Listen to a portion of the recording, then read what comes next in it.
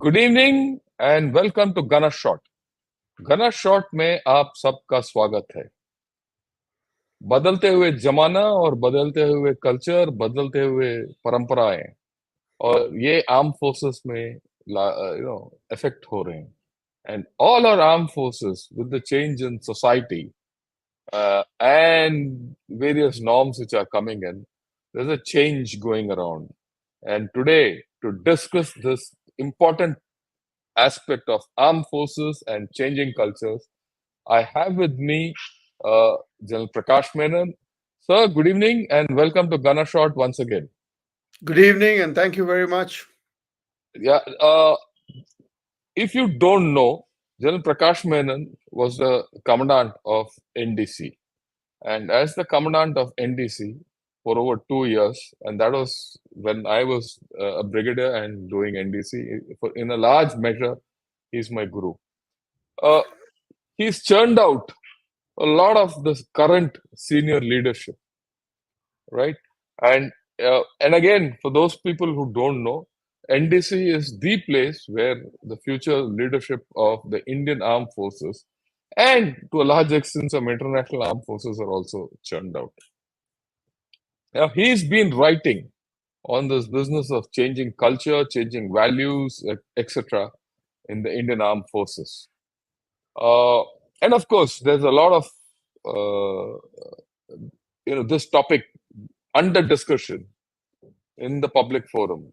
Like, for example, the Navy has changed its mesh dresses, optional.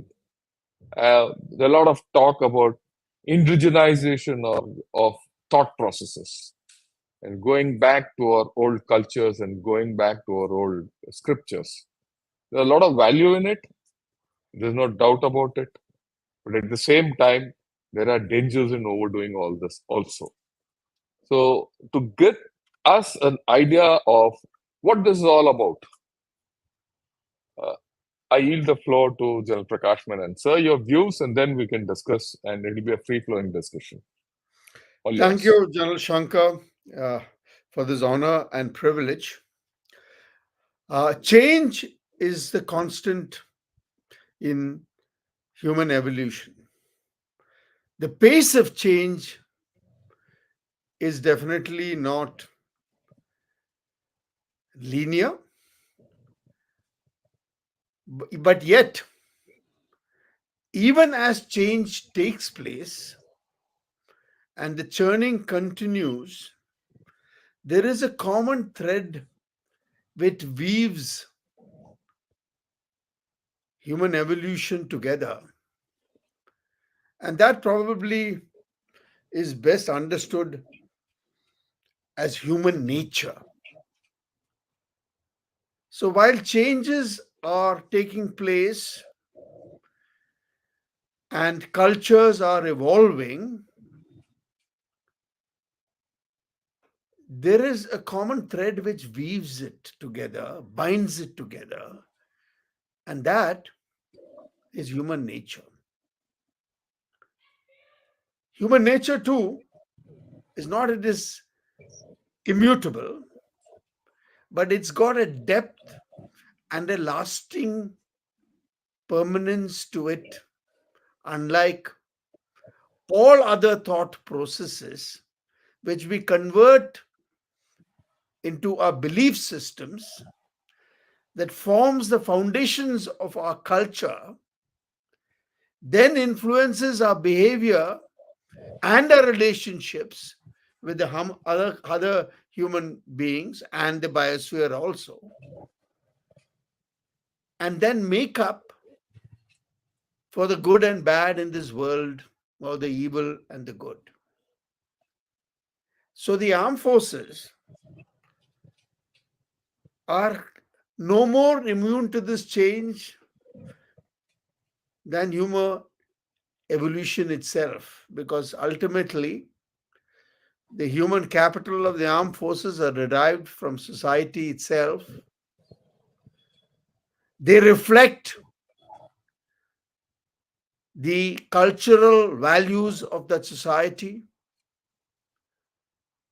Those cultural values might not be in consonance with the institutional values of the armed forces, and it is therefore incumbent on the institutional value of the armed forces, of the institution of the armed forces, to shape those values to make it in consonance with its own.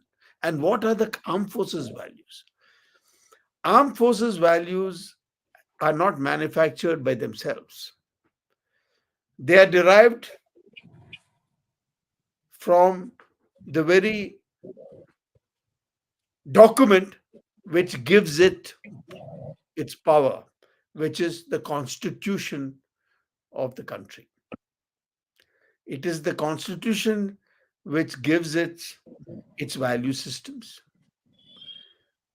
It is those value systems which the armed forces then swear to protect, even willing to give up life as the ultimate sacrifice. So, what are those values which the constitutional values which the armed forces have been duty bound to protect? And those values haven't changed even as our society and our cultural moorings are shaking, shifting below us. We are expected as the armed forces to maintain our loyalty, our value systems, which sometimes are not in consonance with the larger flow of the winds of change. And this is always a challenge. It is a challenge which can only be met by a leadership which is sensitive to its ultimate loyalty, which is cognizant of the winds of change, which then takes measures within the institution to safeguard and preserve what it is duty bound to do. And as the information age gets deeper, and as minds, right from the Jawan to the highest, are being bombarded by inputs through the social media, print, what have you, it is but natural that some of the societal leanings, which might be against constitutional values, are seep into the military mind. It might be even without the person understanding or noticing it. And that is where leadership is going to matter. This is not something which has arrived today. This was always the case ever since independence, ever since India declared itself as a republic, had a constitution. It has always been a challenge. And normally, these values are challenged by the turbulence or the dynamics of domestic politics, which often interact with international politics. What is good and bad? What is the right thing to do? What is evil? Is finally a matter of the human being finding a rationale for something he is already believed in. And that's how the human mind works. And that is why there is special need for the military institution to safeguard its human capital from being carried away by loud voices, by popularism that use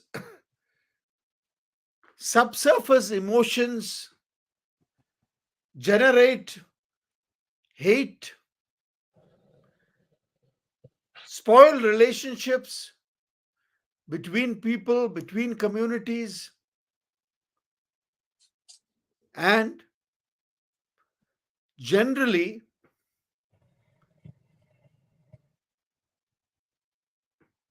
sort of churn the soil of the constitutional values which you are supposed to safeguard. Yes, acceptedly, there are many cultural changes which have taken place, are taking place, will take place, which change the values and the behavior, the belief system and the behavior of the human capital in the armed forces. Take, for example, when India became a consumer society and then adopted the value that material wealth is an important aspect of life, which we must all achieve to gain, we aspire to achieve, and was born in society the Indian middle class, whose particular characteristic is not only to make wealth but also to display it. It became a value that they wanted others to see where they had reached. That material value was found and is often expressed in the way both middle class and rich Indians conduct their weddings, for that matter. It is an expression of the place that they have achieved in their lives, and they subconsciously invite the admiration of others and expect that that will keep them happy. But as a soldier, we know that we cannot aspire to such things if one were to be true to his profession, except, of course, if one comes from a rich background, which very few of us do. And therefore, it affected the value system over a period of time in terms of integrity and honesty, especially to dealing with financial issues, uh, trying to make money. Many cases have occurred, even of very senior officers who were involved. This was all nothing new because human being has always aspired for it. But in the armed forces, you are expected that these sort of feelings will be suppressed because you have a greater value, which is called an institutional value, which will not allow you to take part and do such things. But when the social pressures on you, and when your neighbor buys a better car or owns a better house, then the natural instinct in you and your family is of comparisons, and that may push you over the edge, violate the standards which is expected of you, and that is where your value system crumbles. Like this, changing societal value systems sometimes impact positively, sometimes impacts negatively on serving armed forces personnel, and therefore it is the responsibility, and I'm emphasizing this again, of the leadership to be sensitive to these pressures which have always been there, keep their flock together, keep them oriented to what they've sworn to defend, which is the constitutional value, which is the values enshrined in our constitution. So, cultural changes cannot be avoided. What should be avoided is the negative impacts of this cultural changes on your professional conduct. And may I say also your private conduct, because as you go up, you cannot completely differentiate the two. And this was always done,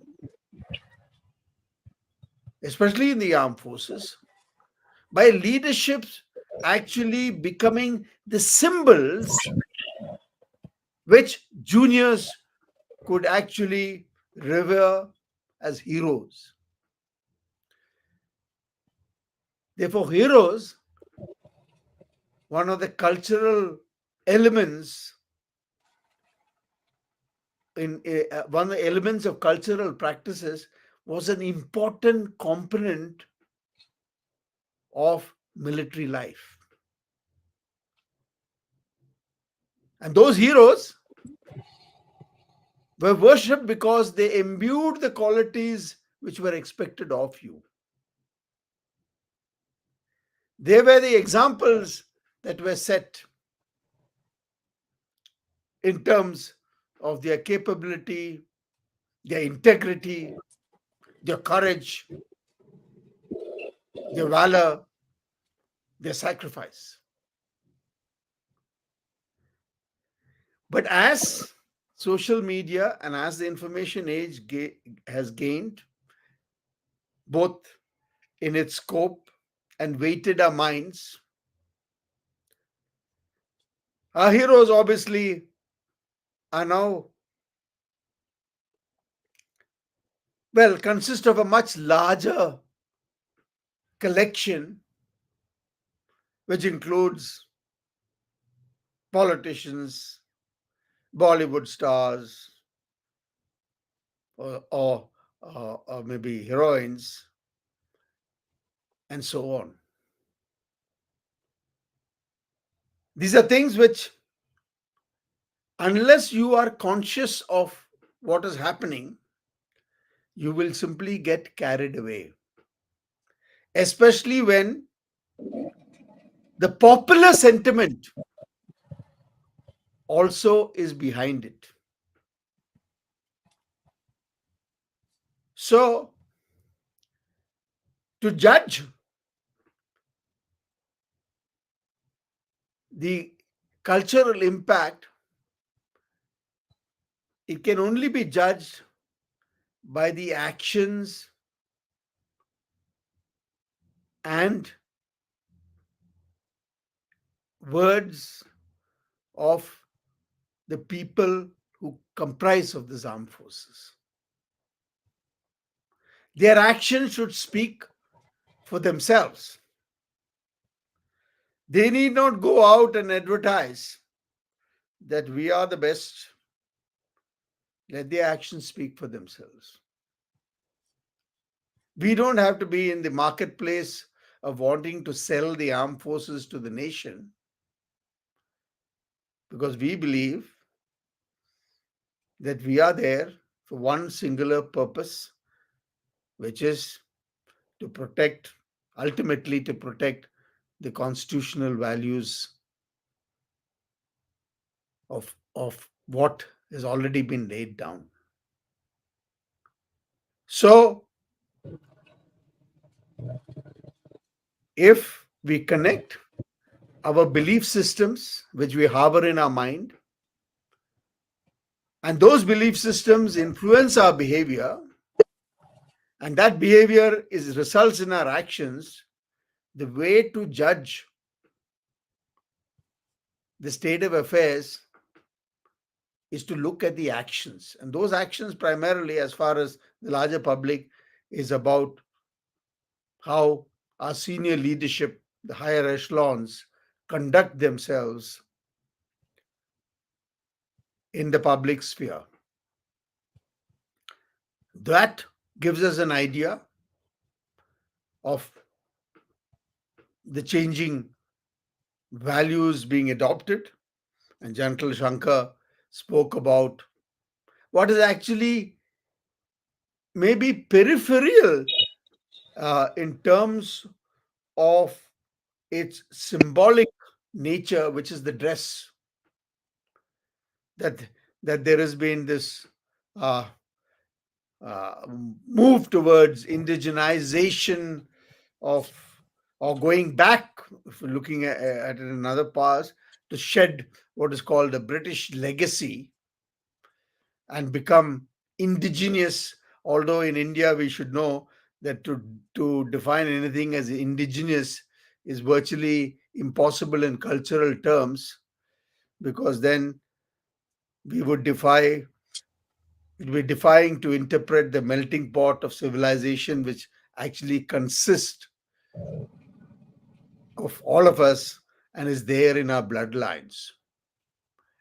So to say that we must go back there Where? would be very difficult. And of course, anytime anybody wants to change its dress, wants to actually introduce what he referred to as the introduction of the kurta pajama by the Navy as an informal dress in addition to other dresses, and the sort of, uh, you can say, disagreement it invited from several of its veterans, I think we need to understand that as long as the dress looks decent enough in the eyes of the leadership which is putting it there, and not merely done because we want to shed colonial baggage, but is an additionality, since we have neglected the vast plethora of Indian dresses available. I mean, what is the justification today for wearing a tie and a coat on a hot summer's day? Except that we doesn't seem to get rid of that thing which, like, it's a colonial legacy round our neck. Why should we have that? But no, since most of the world actually has adopted it, we have too. But surely we can introduce other dresses which are certainly comes from our land more than anything else. Even the dresses, if you look at any of the dresses, there are a lot of things which are imported from uh, rest of Asia and so on, maybe Central Asia too. And therefore, to add something to make it more comfortable, still look very decent, there's nothing wrong with that. But one of the things about the military is the resistance to change. And it's more difficult to put a new idea in than take an old idea out. So while we look at all these changes, I think we need to be objective, look at it in purpose, for the purpose for which it is being done. And if that purpose meets the need of the times and it is well within the framework of our value systems, then why not change? But the deeper value, these dresses are symbols, heroes, rituals which we perform. There has been a lot of criticism about introduction and the Bollywoodization of the uh, beating the retreat. And we even heard, we saw uh, that painful letter written by the former Vice Chief of Army Staff about that, because these are issues of sentiments. So where does one draw the line, and who draws that line? Is it the politician? Is it the armed forces? And will the armed forces actually play a role in actually wanting to preserve what it thinks should be preserved, or should they just be blind followers of what is being told to them? These are all issues which have no easy answers. Most of them have got, uh, well, depending upon the personalities involved, one could explain it. But whatever be the case, I think one of the values which the armed forces has installed, especially in its leadership, and it starts from the NDA, which says service before self. And when you go pass out from the Indian Military Academy at Dehradun, you have the Chetwood motto, which talks about that the first loyalty is to the nation, then to the men you command, and to your own, it always comes last. The danger has always been, and it is nothing new, of how do you actually practice this as you grow up or move up the ladder? How do you stand up for values, protect the institution, and be ready to sacrifice yourself? I used to sometimes joke, in fact, I've written about it, that sometimes I feel that some of our ex NDA colleagues of mine have mistaken the word service to mean their own service, which is either if you're from the Navy, Army, or Air Force, rather than self. When I find the difficulty in achieving inter-service cooperation, or what we now call jointness, because if you give preference to the service before the national interest, then obviously you're mistaking that word service. Whereas the word service is about to serve, to give, in spite of having to give up on your of your own. So these are values which we have been brought up with, which we are expected to protect. And of course, life is not that simple. Nobody can be just Mahatma Gandhi. Nobody can be just a straight line. Everybody is human. But yet, as you go up and as you rise up in the institution, you are expected to stand up for values which need to be protected, because now you are the guardian of that value. Now it is in your custody. Now you cannot blame others. Normally in this hierarchical military structure, always the small guy, the junior guy will be blaming that guy on top. That privilege does not lie as you go senior up in the senior echelons. They are the custodians. They have to be answerable. And it is not easy. So one would say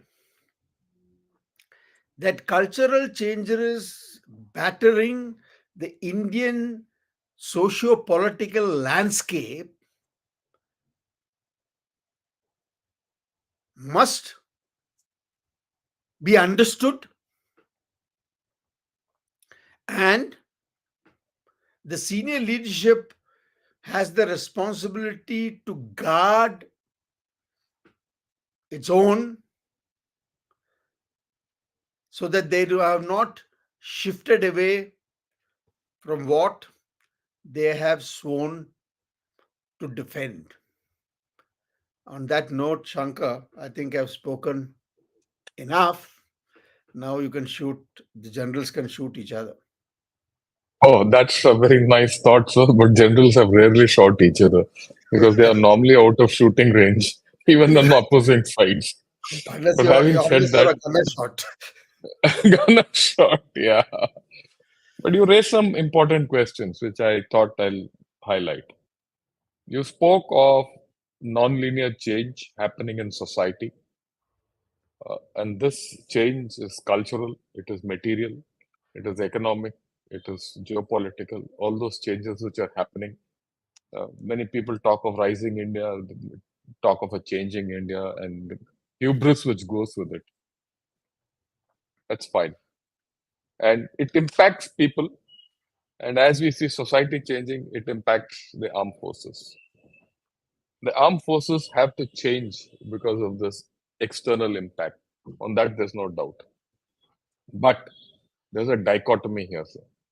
The dichotomy comes from what I'll take it from what you said.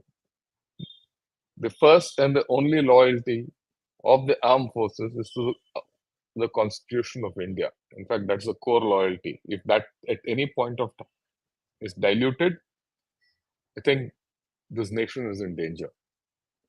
But then, what does that mean?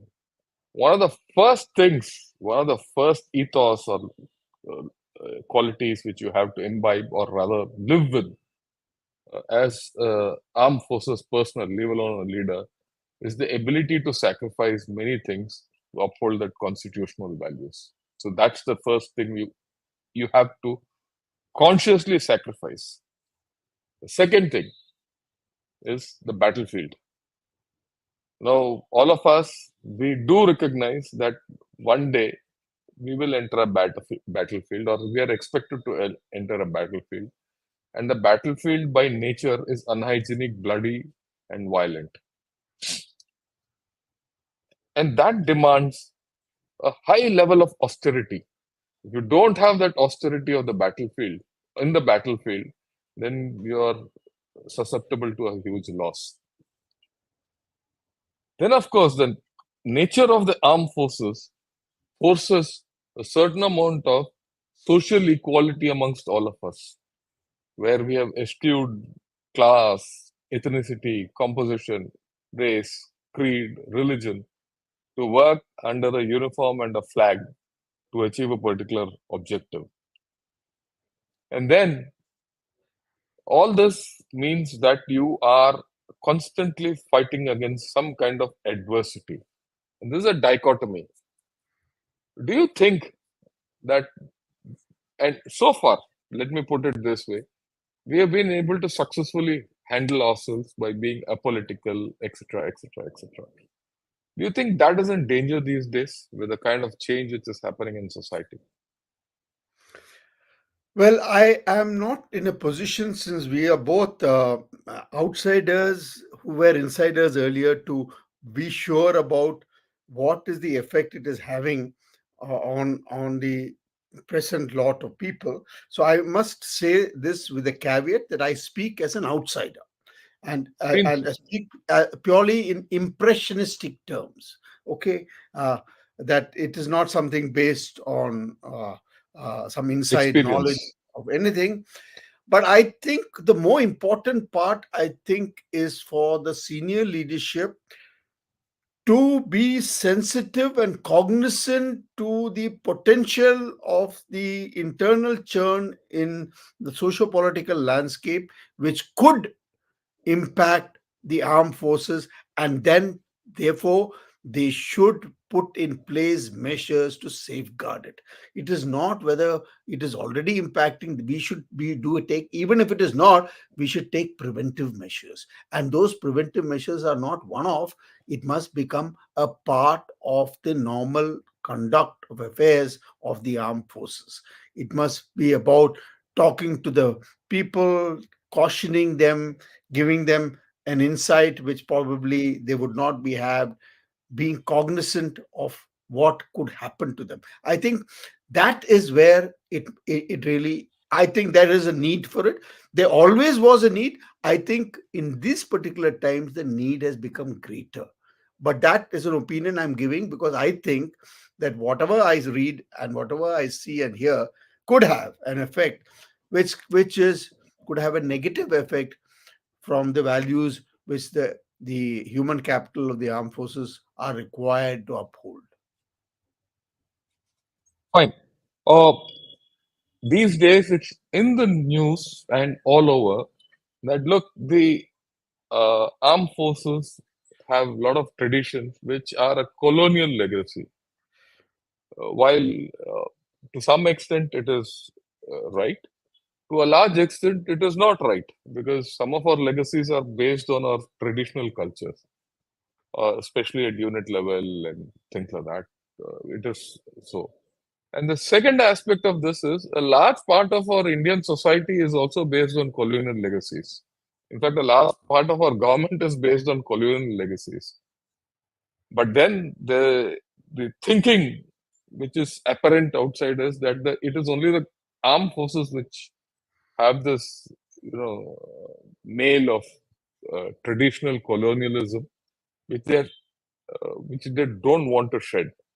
So I would like your views on that, because this is something which people do misunderstand, and people get away with pointing fingers at the armed forces. I think we got to look at to understand this particular like a direction of political affairs. We have to understand the larger picture. Okay, and I think the larger picture here is about ideological disposition of the present government to actually try and uh, uh, give the message that there are insiders and outsiders here. This is one of the larger political message that they give. Who are the outsiders? The outsiders who seem to have brought not only religion but other cultural practices from the outside, and they therefore should be removed, because we must go back to where what is originally what we are.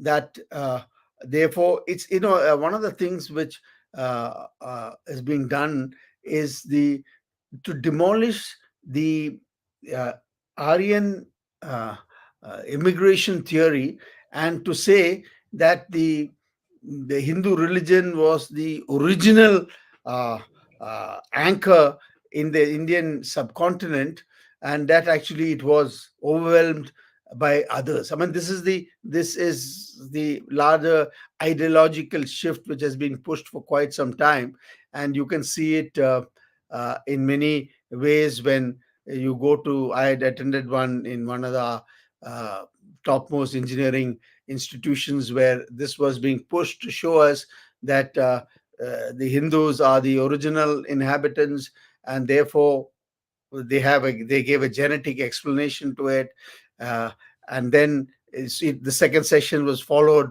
by another session which said that because of that, because now those guys who the first session people have proved that the Hindus are the original inhabitants here, there is a need to amend the constitutions and so on. So the political agenda which will not be understood by others, but except the leadership is expected to understand this, that this insider outsider is part of a larger political agenda which forms the insider outsider concept. The whole the world over, one of the things about tensions between communities is about the insider outsider concept, where the insider wants the outsider to go away, or the outsider becomes the insider, and then there is a displacement of the former insiders by the outsiders. This is,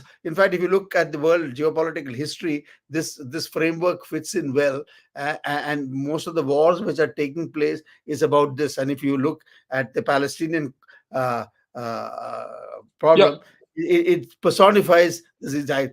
So one of the things that the ideological, you can say, projection is about this inside out. So this colonial heritage therefore gets wrapped in this insider outsider thing. What we need to understand is, if we were to take out everything which came to us from outside, we will find that we actually had very little of our own. Everything came here, got assimilated, became part of us. It was the melting pot of many cultures. That's what Indian civilization was. So when you trying to do something and segregate it, I think we must be careful of what we are trying to throw away. The question for us is, and let's talk just about the, the most simpler than dresses. I mean, why actually should we wear? Why shouldn't we wear dresses which are more comfortable to us in the weather which prevails in India? And that to itself, it is so diverse. Why would you in Madras actually sitting wear a coat and a tie there? I mean, it would be you crazy can't. to. Yeah, I mean, yeah, it's do. So why not shift? And actually speaking, there's a lot of shifting which has already taken place. The shift which has not taken place is in the armed forces. Why shouldn't the armed forces also shift to actually not say that this is because changing because it's a British colonial problem, but changing because these are not suited for conditions. After all, dress has to not only look nice, it has to be comfortable. And India is very rich in the diversity of its dresses. And in the military, those dresses, everybody can't wear what they want. It has to be part of a regular uniform pattern so that we are identified. So there is no harm in changing, but to use and to say that we are giving up slavery by driving away our dresses, I mean, that is, I think we are, that's political game. We should just stay out of that. I mean, that's for politicians to play the game the way that they want to, where they are entitled to do. But the armed forces should not get caught up. So it is better that we adopt a very practical attitude towards it and not mouth the same type of slogans which politicians do, and then say that we are doing it because of that, and to give up our slavery and so on. I think that may be not the correct way to actually go about it. Oh, you brought up a very important point, sir. Of the fact is that the Indian tradition, there's no single line of tradition. There's so many traditions which we have imbibed, right? And like I said, even a complete governmental system, the government system is a borrowed tradition. It is not, we don't have a original tradition of governance, right? We have that's a colonial tradition which we are following. And like someone has also commented that our constitution is also a cut and paste from various other issues. Well, that's fine, but that's the way we are. So you can't just throw away a constitution and imbibe a new constitution without the political ramifications and without thinking through that. That is disaster. So the issue, sir, is while you said that we are both outsiders and we don't know whether really the changes are affecting the armed forces or not. This business of slavery itself, after all, it was official tweet of one of the services which said "Gulami ko chhod rahe hain," and getting out of that whole story. Uh, isn't that mindset a little questionable? No, Or I'm does it induce questions in your mind because having served this institution for so long, where we the gulams of whatever it is for 40 years, that it is only now that someone comes up with something and you say no, that was gulami we lived under. I don't know, We that's what definitely I'm didn't. saying. We're not slaves. Our leadership has to be cognizant to political slogans and political, you can say, maneuvers, and we should stay out of it because they are politicians. That is how they talk and they behave. We know that very well. In fact, one of the things which actually I find, which is part of our professional education system lackage, that the military is an instrument of politics. We call ourselves apolitical, but to expect that the military leader should not therefore understand politics is the most silliest thing to do, because unless he understands politics, he can never play the role that politics expects of him. So he should understand politics, but he should not partake of it.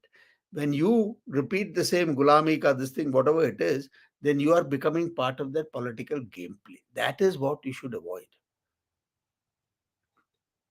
Yeah, I think so, sir. I think we've had enough discussion. I think we'll give some time for questions, and there are questions which I think we should answer from the audience, which the public wants to know. Shruti Kotari says, "Sir, the armed forces have been accused of being colonial in mindset for continuing some practices, while forces argue they're just following traditions.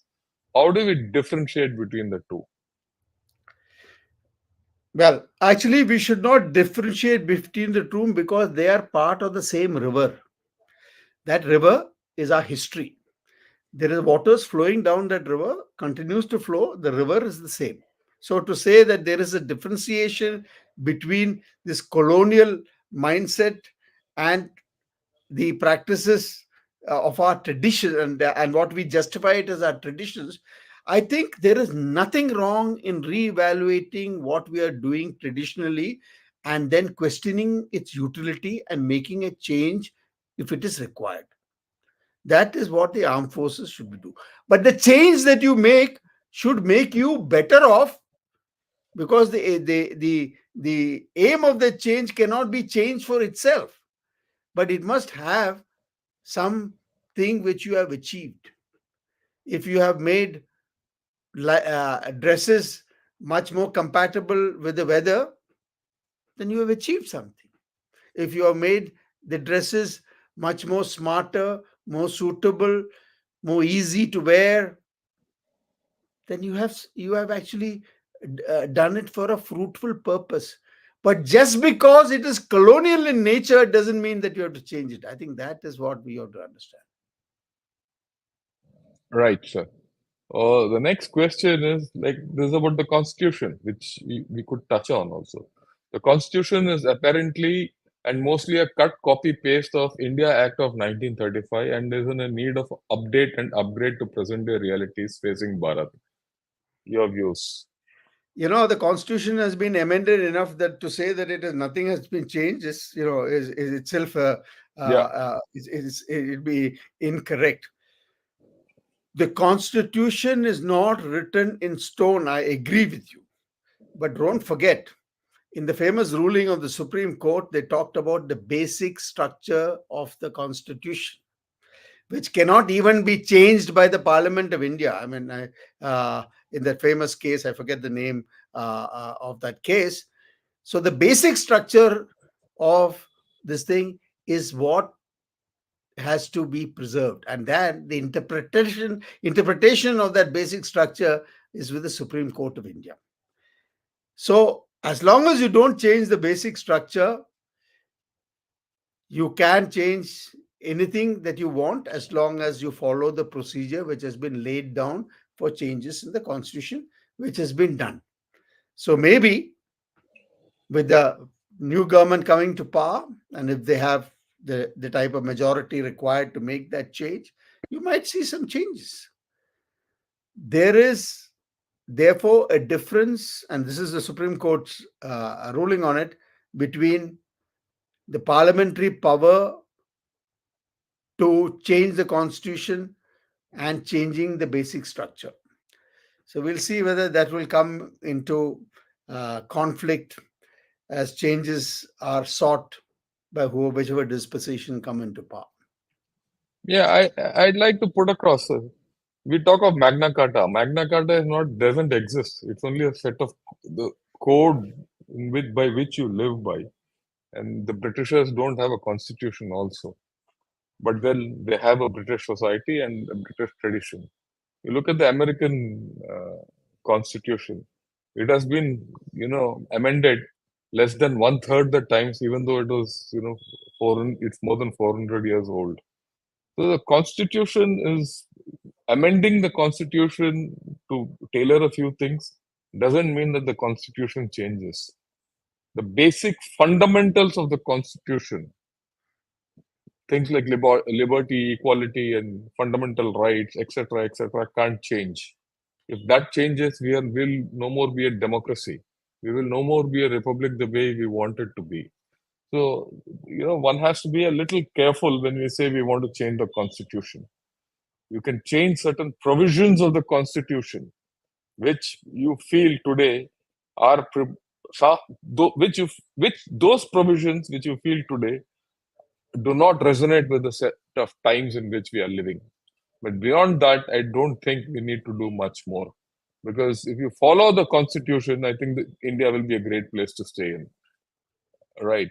Notwithstanding the fact it is cut, copy, and paste. But then the counter question is, show me one constitution which is not a cut, copy, paste of a previous constitution or others, set of values by which they live. So we'll leave it at that, sir.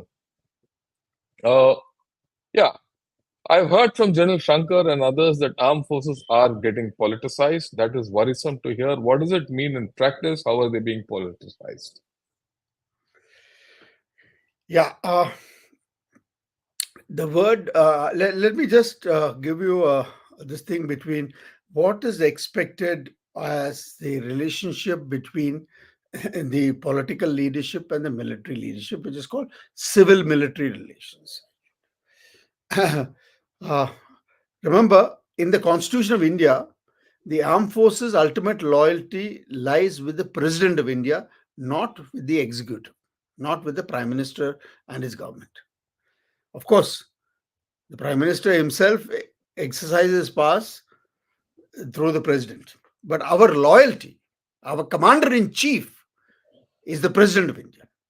Just remember this, and this is a constitutional provision.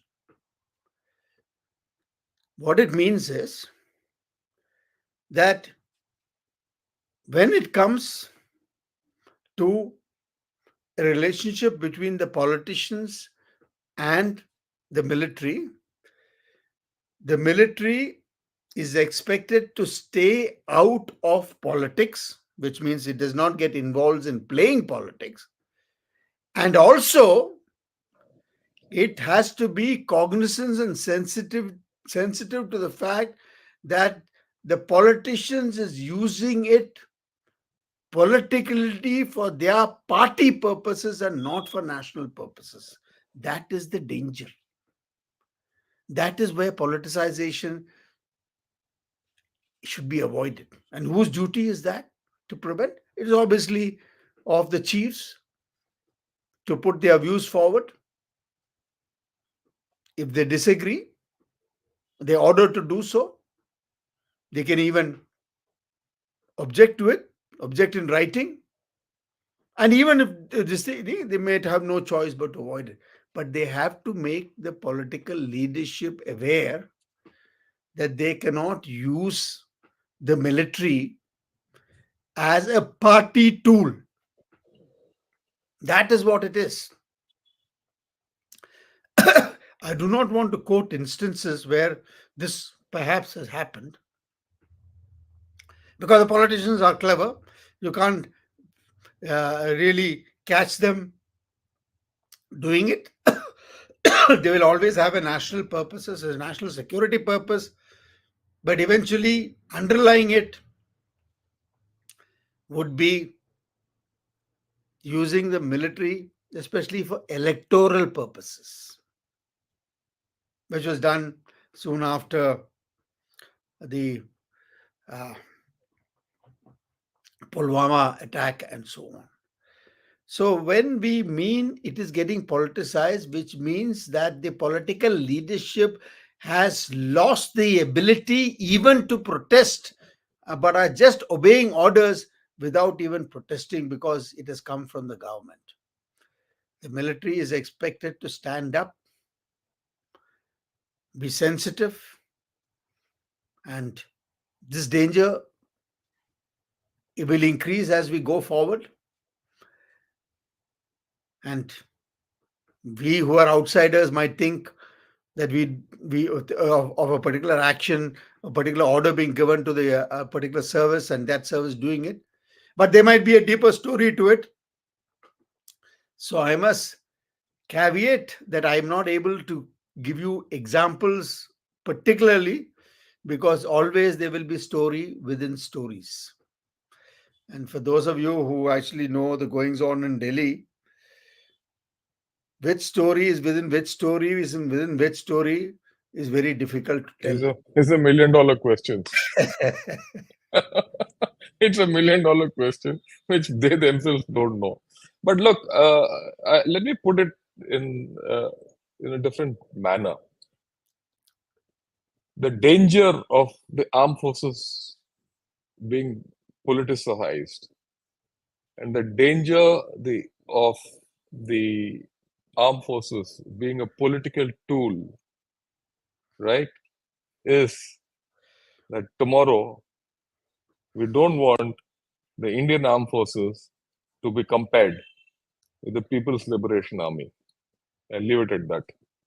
One more point actually I want to make, on this issue, which I think I need to mention. You see, one of the things about the military is that it's a profession which is so specialized that it's got expertise in application of threatening violence, okay, of a very large scale. The politicians has no idea as to what all this violence can do and what all this violence cannot do, how it can be applied. They have no idea, although they're expected to have some notion of it, but they can't, don't expect them to have it. So it is the professional knowledge of the armed forces which has to be conveyed truthfully to the politician, so that the politician fully understands the potential of that military instrument, what it can do and what it cannot do, and that can be conveyed quite candidly to the political leadership. Otherwise, the political leader will either undertask them, underuse them, or ask them to do too much than what they're capable of. This is always the danger. Yeah. Okay. Now, JBJP, sir, he says when 70 to 80% of our army soldiers from 6 to 7 lakh villages of Bharat then in fact, our army, our Bharatiya Sena is the most Bharatiya institution. Village soldiers don't even speak English in village. I think he's expressed something which is very fundamental and right. So, your views on this? Yeah, they don't speak English. That's right. So actually, Yeah, even in the unit, nobody speaks English to them. They command the officers who command them. The rest of it, they have a common language. And if they actually come from different parts, Hindi is the most common language they speak. And so there's no problem that the soldier should speak English. The point is that English has now has gained a particular, you can say, spread in the Indian society. We still are in dispute about whether we can actually throw away English and and make Hindi the language. And I as a South Indian and Singh would probably have certain objections to that. So we have now come to we've got this thing, a modus vivendi by which we have English, we have Hindi, and we've got a whole other languages which can communicate to the others. So as far as people to people communication is concerned, they will always find a common language. That has always been there. So that is Bharat. That is our diversity. I have actually just spent I spent 8 days in Arunachal Pradesh last week. And one thing I must compliment the Arunachal Pradesh is everybody speaks Hindi there. And the educated people speak English also, apart from the tribal languages. And tribal languages are so many and so different that one tribe need not know the language of the others, might have no semblance. That is India. That is how we communicate. We have always found it. But to say that this English is a foreign language, they should throw it away, has got other repercussions, because now it is an international language. So just because it is colonial, we must throw it away and then just adopt Hindi would actually, in the longer run, if you look at the larger uh, this thing in terms of educational and scientific collaboration, one of our strengths today about actually interacting with the rest of the world is the power of English which we Is have. English. Yeah, China uh, envies Indian capability to speak English, and you want to turn away from English, and then you will go back to Stone Age. And let's be very clear. No language today can replace English in India. It can replace anywhere, okay, and it cannot replace. So we have to be practical in the way we approach, the way we talk with each other, and we communicate with each other. And this, emphasis on language is, I think, a little outdated. A language is a means of communication, but if you take it to culture and convert this communication into culture, then you're going into from enlightenment to darkness. That's the problem. And then we will not talk. And then you will start, from then you'll get into religion. And that's when you'll start looking like Pakistan, where, science is being taught through their book, their Quran. So we should not, overemphasize certain things. Leave it at that. Okay. Okay. Now, okay, this is a interesting question, sir. So, is this civil-military relations codified in the constitution, or is it something part of our culture in the army? How do you think this could be codified for the better? Uh, it is not codified in the constitution as much as the powers are codified. Yes, the powers given to the president, to the executive, and then to the military. I mean, that's all that is actually given. But civil military relations, to say to codify it would actually be incorrect to do so, because what you need to have is you need to develop the relationship which would fit the context of the time and situation, that to achieve your constitutional goals. Therefore, whatever the situation is would decide as to the type of relationships that you need. So this relationship itself is a very dynamic process, as you know. It's not that all relationships follow the same straight line. And for those of you who are married, you'll probably understand that you can actually have a day starting with a lot of love and affection between the two spouses, and end the day abusing one another or not speaking to each other. Relationships are dynamic. So the codification of the relationship is not possible, not required. Maturity and identify the situation and putting the nation above everything else is what is required. That's what the armed forces should try to do. And we expect that the political leaders will also do the same. Yeah.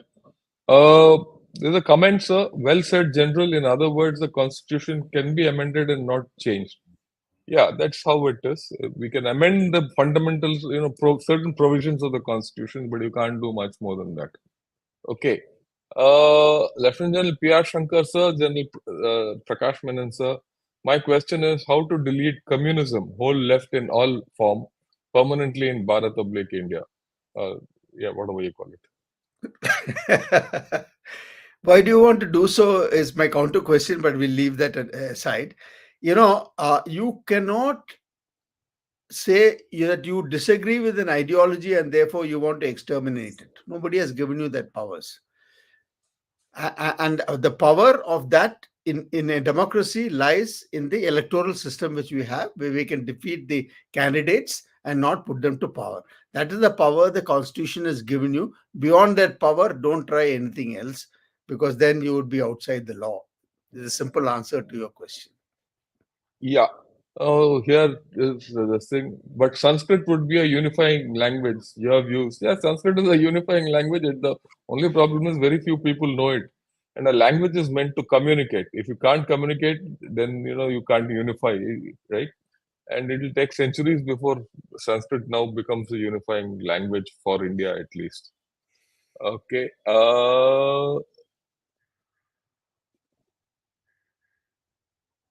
Okay. Why was reportedly assimilation of INA into Indian Army, was it cultural or maybe excluded? Was it political or psychological consideration? It's going back in time, but I think we could touch upon it. Yeah, I mean, this is purely a political issue in the sense that at the time of independence, they were treated as people who fought for freedom of the country, and that's why they were actually uh, included. It went through a process, there was a court case, and so on. So it is purely a political consideration, and whether you judge it or not, depending upon which side of the political divide you're sitting on. Yeah. Okay. This is the last thing I'll take, sir. It's more of a comment. Sir, we need to remove things like language from politics itself, forget bringing it inside the army. I completely agree with the sentiments. I think this is generally uh, the view is, in fact, I wouldn't say the view. I think the fundamental issue is that the armed forces is a very special instrument of the nation. It is up to the nation to use it well, and it is also up to the nation to shape it well. You This instrument has to be handled carefully. If you just start changing it for the sake of changing, you're going to come to grief. It's like the railways. If you do tinker with the signaling system, you'll have a crash. And that is something visible. In the armed forces, many of these signals are not visible; they're invisible. Like what General Prakash Menon was saying. Uh, these You come to know of these signals only when you start dealing with them. And I think it'll take a long time for any good, astute politicians to come to know what the signals uh, which are existing within the armed forces for us to change. These are my views, sir. Your final views, and then we'll close it. I think we've done with most of the questions. Thank you very much. My final views are, I think change for change itself is what should be avoided. Change must have an objective which must be on the path of what we call progress. It must be an improvement. It cannot be because it belongs to something else we want to change. Nothing belongs to anybody on this earth, including we are all temporary custodians. You and me are here only for a little while. There are many people who were there before us. There are many people who will there after you. So to think that this belongs to you and nobody else is a fallacy which you can should straight away take out from your mind. Then you will understand change better. Thank you. Thank you, Shankar, for this Thanks a opportunity. lot, sir. We've had a tremendous discussion today, uh, almost with no holds barred. And the thing is that many of these things which today are being paraded in the or portrayed in the social media and all that, one has to look beyond that at a higher level because our nation demands so, and we shouldn't fall prey to smaller instincts and get stuck with our ideologies. With this, I'll say thank you. Today's whole topic was a different kind of a topic. If you liked it, please subscribe to the Gunner Shot. If you liked it, also give it to your friends. Even if you don't like it, give it to your friends because today this is a time where we started thinking. And what I can see from a lot of comments are that even your questions were of that standard. I must thank you for the standard of questions also which you put up. Thanks a lot, sir. Once again, good evening and Jai Hind. Jai Hind.